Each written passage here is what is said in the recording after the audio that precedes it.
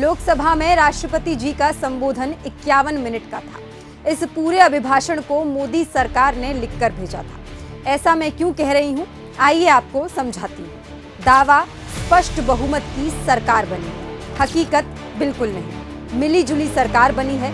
BJP अकेले बहुमत से बहुत पीछे, सिर्फ 240 पर है। जनादेश मोदी के खिलाफ है। वो हर कीमत पर इस सच्चाई पर पर्दा डालना चाहते हैं। दावा 2024 चुनाव की चर्चा आज पूरी दुनिया में हो रही है। दुनिया देख रही है कि भारत के लोगों ने तीसरी बार स्थिर और स्पष्ट बहुमत की सरकार बनाई है। हकीकत, दुनिया भर के अखबारों की सुर्खियों पर बस एक नजर डालिए तो समझ में आ जाएगा दुनिया क्या कह रही है और क्या सोच रही है। Wall street journal, Modi loses majority in stunning election setback. The Guardian, Modi loses parliamentary majority in Indian election. German publication DW says Indian election results a setback for PM Modi. Washington Post, Indian election delivers stunning setback to Modi and his party. The New York Times, needing help to stay in office, India's Modi loses his aura of invincibility. Reuters, a humbled Modi needs allies and answers to India's unemployment and inflation. दावा सरकार north east में शांति स्थापित करने के लिए काम कर रही है। हकीकत, 13 महीनों से मणिपुर में हिंसा थमने का नाम नहीं ले रही। 221 से ज्यादा लोगों की जान चली गई। आज भी हजारों लोग अपने घरों से बाहर राहत कैंप में रह रहे हैं। पर ना मुख्यमंत्री बदला गया, ना प्रधानमंत्री ने एक बार भी मणिपुर जाने की जरूरत समझी। दावा निवेश और रोजगार के अवसर बनाए गए।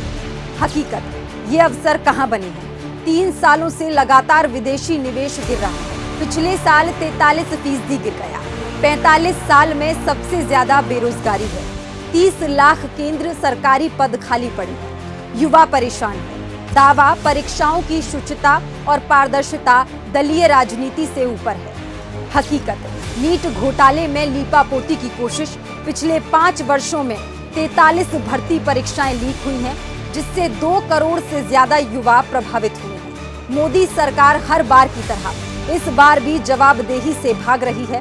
युवा न्याय की गुहार कर रहे हैं। मोदी सरकार के शिक्षा मंत्री रोज बयान बदल रहे हैं। दावा सरकार का प्रयास है कि महिलाएं अधिक से अधिक बचत करें। हकीकत, घरेलू बचत 47 वर्षों में सबसे निचले स्तर पर है, जबकि घरेलू ऋण लगातार बढ़कर 1970 से लेकर आज तक के सबसे ऊंचे स्तर पर है। पिछले 4 महीने से फूड इन्फ्लेशन 8.5% से ऊपर रहा।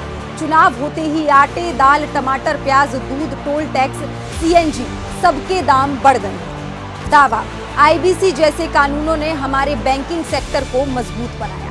हकीकत, आईबीसी के अंतर्गत नरेंद्र मोदी ने अपने बड़े बड़े पूंजीपति मित्रों का 16 लाख करोड़ रुपए का ऋण माफ किया। दावा कोऑपरेटिव फेडरलिज्म होना चाहिए। हकीकत, चुनी हुई सरकारों को एजेंसी और धन बल से गिराना। आपदाएं आने पर गैर बीजेपी सरकारों की मदद ना करना, जैसे हिमाचल में एफसीआई को कर्नाटक को धन ना देने के लिए बाध्य करना, कोऑपरेटिव फेडरलिज्म की नहीं, द्वेष की राजनीति का प्रमाण है। दावा निवेशकों को आकर्षित करने के लिए राज्यों में स्वस्थ स्पर्धा हो। हकीकत, तो फिर हर निवेश का प्रोजेक्ट बाकी राज्यों से लेकर जबरन गुजरात ही क्यों भेजा जाता है? चोरी की सरकार बनाने के बाद महाराष्ट्र का Vedanta Foxconn project, Tata Airbus project Gujarat क्यों भेजा गया? दावा सरकार के प्रभावी प्रयासों का परिणाम है कि भारत के युवा खिलाड़ी वैश्विक मंच पर रिकॉर्ड संख्या में मेडल जीत रहे हैं। हकीकत, मेडल लाने पर खूब फोटो खिंचाई, हाथ मिलाया। जब होनहार बेटियों ने यौन शोषण का आरोप लगाया तो न सिर्फ आरोपी को संरक्षण दिया, बल्कि मेडल लाने वाली बेटियों को सड़कों पर घसीटा गया, बूटों के तले रौंदा गया। दावा आज अफवाह फैलाना, जनता को भ्रम में डालना, मिस इन्फॉर्मेशन का सहारा लिया जा रहा है। इस स्थिति को बेरोक-टोक चलने नहीं दिया जा सकता। हकीकत, ये आईना बीजेपी को दिखाना जरूरी था। दुनिया की सबसे बड़ी फेक न्यूज फैक्ट्री तो खुद बीजेपी की आईटी सेल है, जो लगातार झूठ और फेक न्यूज फैलाती है।